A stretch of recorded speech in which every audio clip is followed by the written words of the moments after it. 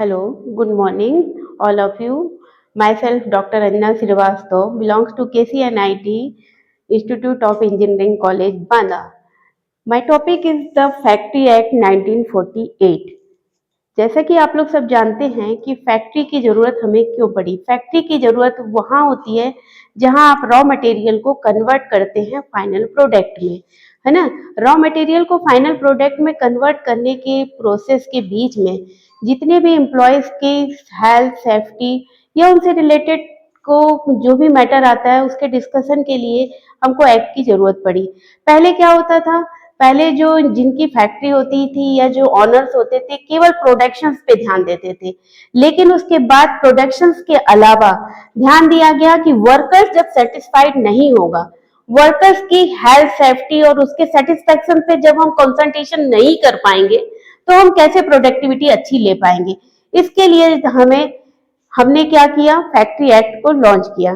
अब हमारे साथ सबसे पहले गवर्नमेंट के साथ प्रॉब्लम आई कि हम कैसे अपनी कंट्री को डेवलप करें। अब डेवलप करने के लिए आप जैसे आप सभी कोई जानते हैं कि India is agriculture country. India agriculture country है। क्या एग्रीकल्चर का जो इंफ्रास्ट्रक्चर था वो हमारा स्ट्रांग था? नहीं था। और दूसरी कंट्री में जो इंडस्ट्रियल रेवोल्यूशन से स्टार्ट हुए वो बहुत पहले स्टार्ट हो चुके थे। अब बहुत पहले स्टार्ट होने की वजह से वो बहुत स्ट्रांग भी हो चुके थे, है ना। फाइनेंशियली स्ट्रांग हो गए, वो डेवलपिंग की कंट्री से डेवलप्ड हो चुके। ठीक है। अब हमारे कंट्री के लिए डेवलपिंग के लिए जब हमारे first prime minister Pandit Jawaharlal Nehru के साथ प्रॉब्लम आई, हमारे पास बहुत सारे अटैक हुए।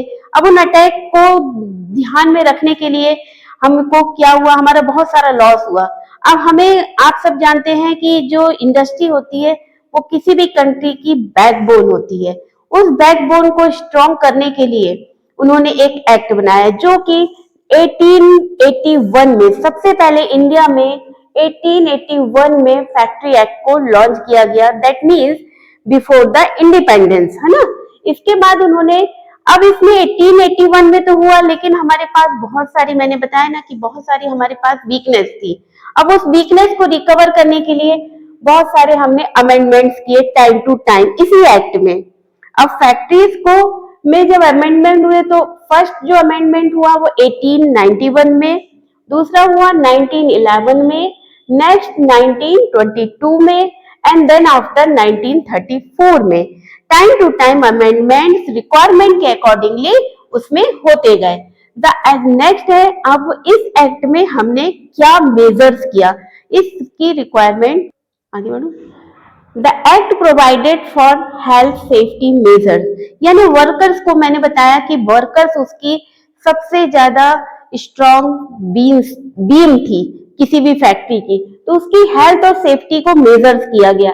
इसके लिए new act passed by the constitution assembly on 28 अगस्त 1948, है ना। अब इस एक्ट में ये आप ध्यान रखिएगा, ये एक्ट यहाँ पे बना कब बना? 28 अगस्त 1948 में, लेकिन इम्प्लीमेंट हुआ यानी कम इनटू फोर्स। बुक्स में लिखा होता है come into force. Come into force means है एप्लीकेबल होना। तो एप्लीकेबल कब हुआ? 1 अप्रैल 1949 में। ठीक है, 1 अप्रैल 1949 में। नेक्स्ट आपका जो इस फैक्ट्री एक्ट में जो कवर सेक्शन आता है कि cover expect regarding the factory act, यानी हमें इसमें क्या क्या स्टडी करना है, क्या क्या ऑब्जेक्टिव्स हैं उसके। तो इसमें है आप में हमको देखना होता है कि अप्रूवल फैक्ट्री को कैसे मिलता है, ठीक है, कैसे अप्रूवल होगा। Then after licensing and registration of the factories, licensing किन किन पॉइंट्स पे मिलेंगे, उनको लाइसेंस कैसे बनेगा, कहाँ से मिलेगा, belong to the state government और the central government. Factory state government central government दोनों को बिलोंग करके बन सकती है या दोनों को इंडिविजुअल बनेगी, और उस स्टेट के अकॉर्डिंगली ही उस पे उनके लॉ एप्लीकेबल होंगे, क्योंकि हमारे यहाँ डाइवर्सिफिकेशन ऑफ नेचर भी है, डाइवर्सिफिकेशन ऑफ लॉ भी है अकॉर्डिंग टू देयर स्टेट्स। ठीक है, फिर है इंस्पेक्टिंग अथॉरिटीज। हमारे यहाँ एक इंपॉर्टेंट पॉइंट इस एक्ट में आता है कि इंस्पेक्टिंग अथॉरिटीज जो होती है ये सारी फैक्ट्रीज को होल्ड करती है।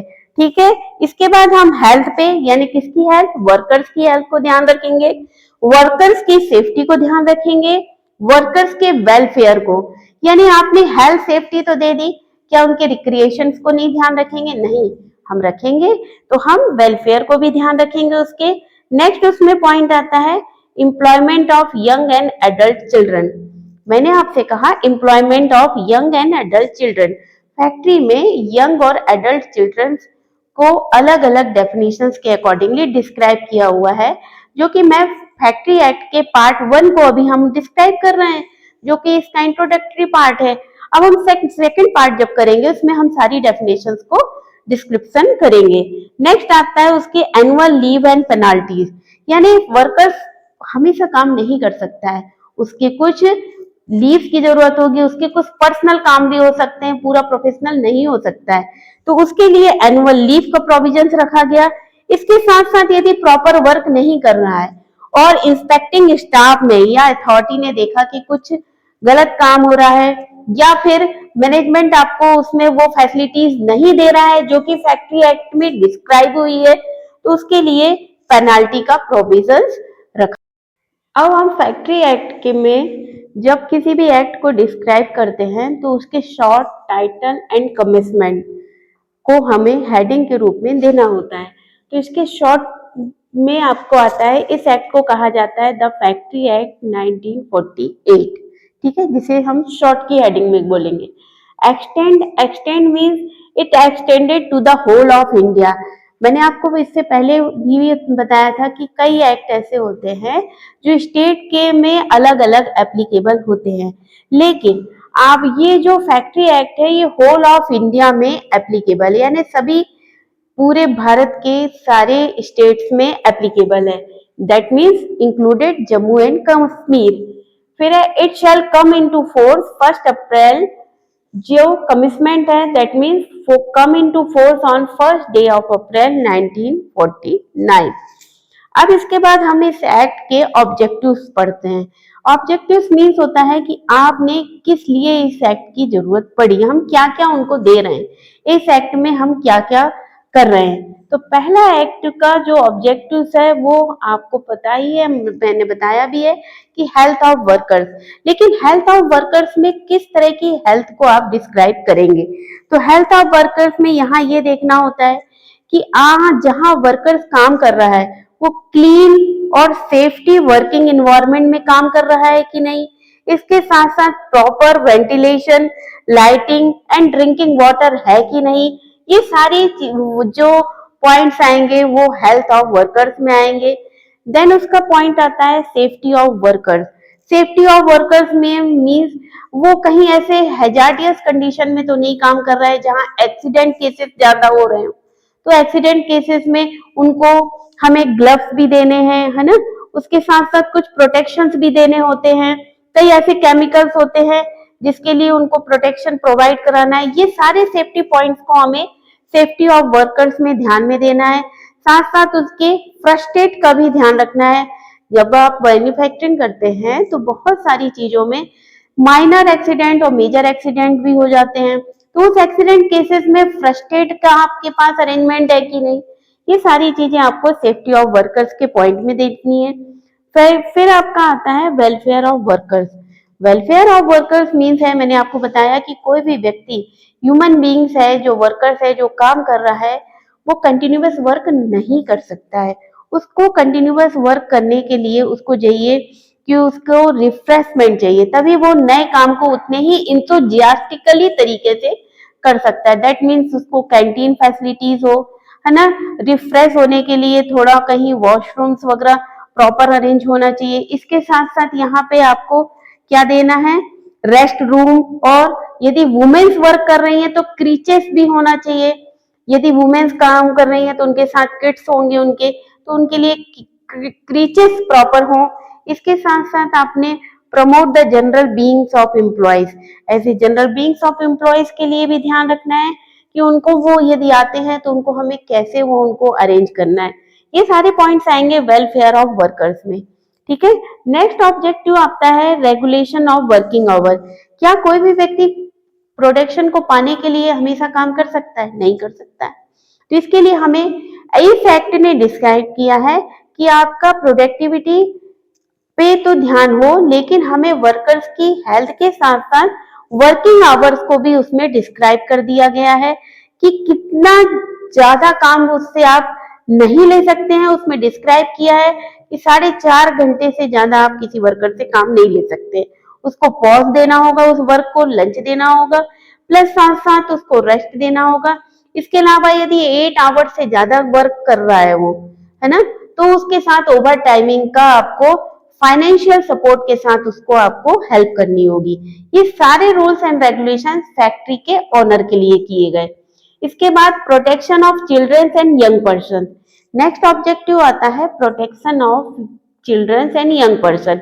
ऐसे कई हैजार्डियस एरियाज हैं आते हैं। मैंने एक वर्ड यूज किया अभी आपको, हैजार्डियस प्रोसेस। यहाँ इस एक्ट में हैजार्डियस प्रोसेस मीन्स होता है कि ऐसे डेंजरस ऑपरेशंस जहां पे फैक्ट्री में प्रोडक्शंस होता है जो कि पर्टिकुलरली चिल्ड्रंस के लिए प्रोहिबिटेड है, वहां पे उनको रिस्ट्रिक्टेड किया जाएगा। इसके साथ यंग पर्सन्स की फिटनेस को ध्यान में रखना है। यदि वो फिट है तब तो वो जा सकता है, नहीं फिट है तो वो नहीं जाएगा। ठीक है। नेक्स्ट है मॉनिटरिंग एंड कंप्लेंट्स। इससे पहले भी हमने बताया कि मॉनिटरिंग करेगा कौन करेगा, इंस्पेक्टिंग स्टाफ करेगा। वो इंस्पेक्टिंग स्टाफ आपकी पूरी एक्ट के अकॉर्डिंगली जो लाइसेंस मिला है, जितना भी वर्क किया है उसके अकॉर्डिंगली उसकी मॉनिटरिंग होगी। यदि वो वर्क कर रहा है तो उसका लाइसेंस कंटिन्यू होगा, नहीं कर रहा है तो उसको पेनल्टी देनी पड़ेगी। वर्कर्स के कॉन्सेंट्रेशन पे इस एक्ट को या वर्कर्स को सपोर्ट करने के लिए, उसके हेल्थ, सेफ्टी एंड वेलफेयर के लिए इस फैक्ट्री एक्ट को लॉन्च किया गया। Thank you very much.